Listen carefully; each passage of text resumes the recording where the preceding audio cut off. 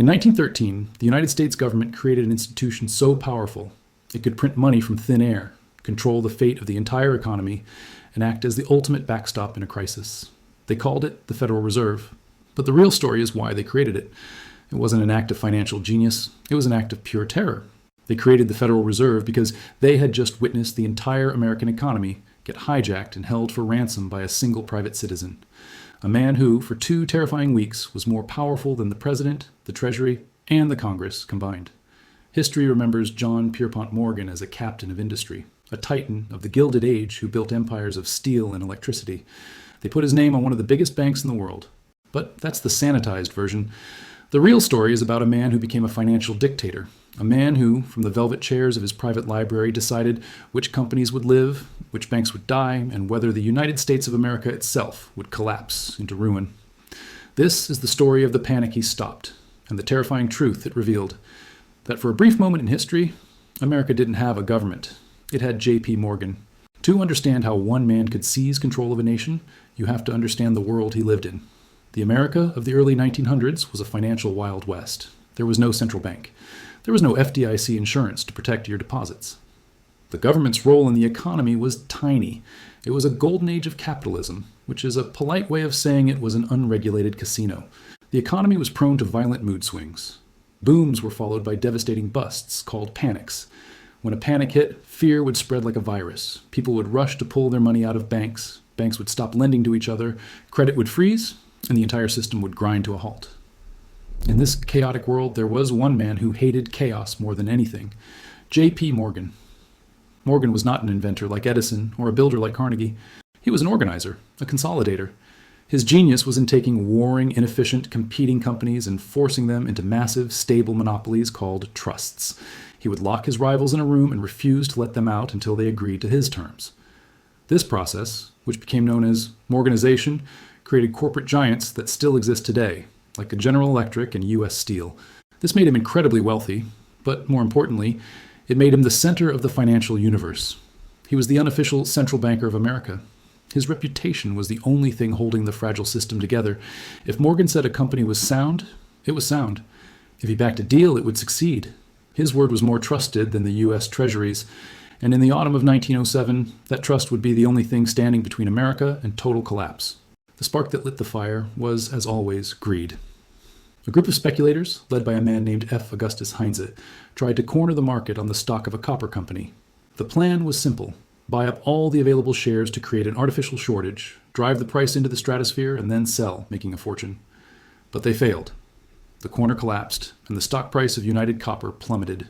In a normal market, this would have been a minor story about a few reckless gamblers losing their shirts.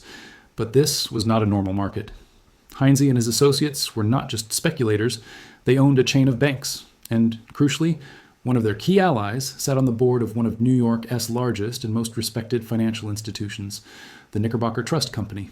The trusts were a new kind of bank. They were less regulated than traditional banks, so they could take on more risk and pay higher interest rates to their depositors. They were the high flyers of Wall Street, and the Knickerbocker was the third largest trust in New York. When news broke that the Knickerbocker's leadership was tied to the failed copper scheme, the public panicked. If the men running the Knickerbocker were this reckless, was the money inside it safe? On Tuesday, October 22nd, a crowd began to form outside its doors. A bank run had begun. The Knickerbocker tried to fight it. They paid out cash to depositors for hours, trying to project an image of strength, but the line only grew longer. By the end of the day, they had paid out $8 million. The next morning, they announced they were suspending payments. They were broke. The domino had fallen. The failure of the Knickerbocker was like shouting fire in a crowded theater. If a giant like the Knickerbocker could fail overnight, who was next? The trust that people had in the system evaporated in an instant. The panic spread. Runs began on other trust companies. People weren't just withdrawing their money, they were hoarding it. They pulled gold and cash out of the system and stuffed it under their mattresses.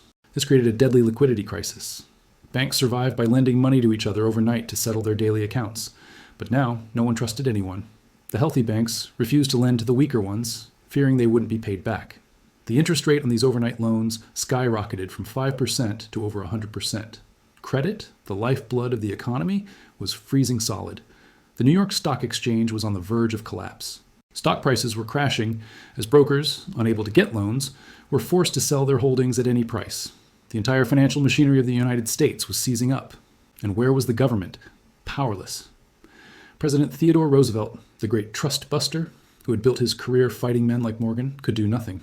The Secretary of the Treasury, George Cortelyou, rushed to New York with $25 million of government funds, but he had no idea what to do with it. He didn't know which banks were sound and which were insolvent. He was an outsider, lost in the storm. The United States government was a spectator. The nation was financially leaderless. And so, Wall Street turned to its true king. J.P. Morgan was 70 years old and suffering from a bad cold. He should have been in retirement. Instead, he became the commander-in-chief of the American economy. The setting for this financial war was not the White House or the Treasury Department. It was Morgan's private library on Madison Avenue, a magnificent marble building filled with priceless manuscripts and Renaissance art. For the next 2 weeks, this library became the nerve center of the United States. Morgan summoned the presidents of every major bank and trust company to his door.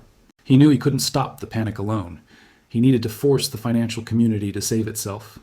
His first move was to perform financial triage. He assembled a team of the brightest young bankers, the original masters of the universe, to pore over the books of the struggling trust companies. They worked through the night, trying to figure out which institutions were fundamentally sound but just short on cash, and which were truly rotten and had to be allowed to fail. Morgan's word was the final verdict. He was judge, jury, and executioner. He then turned his attention to the healthy banks. He called the bank presidents to his library and laid out the situation in his famously blunt style.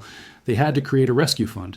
They had to pool their money to lend to the struggling trusts and to the stock exchange. The bankers hesitated. They were scared. They wanted to protect their own institutions, not risk their capital saving their rivals. This is where the sheer force of Morgan's personality took over. In one legendary meeting, he locked the doors of his library, trapping the nation's most powerful bankers inside. He stood before them, his eyes burning under his bushy eyebrows, and made it clear they would not be leaving until they had pledged millions to the rescue fund. He went from man to man, demanding commitments. No one dared to refuse him. By 4 o'clock in the morning, they had agreed. Morgan was now in complete control. The Secretary of the Treasury, recognizing he was out of his depth, essentially handed his $25 million over to Morgan, allowing him to decide which banks would receive the government's cash. A private citizen was now directing the funds of the United States Treasury.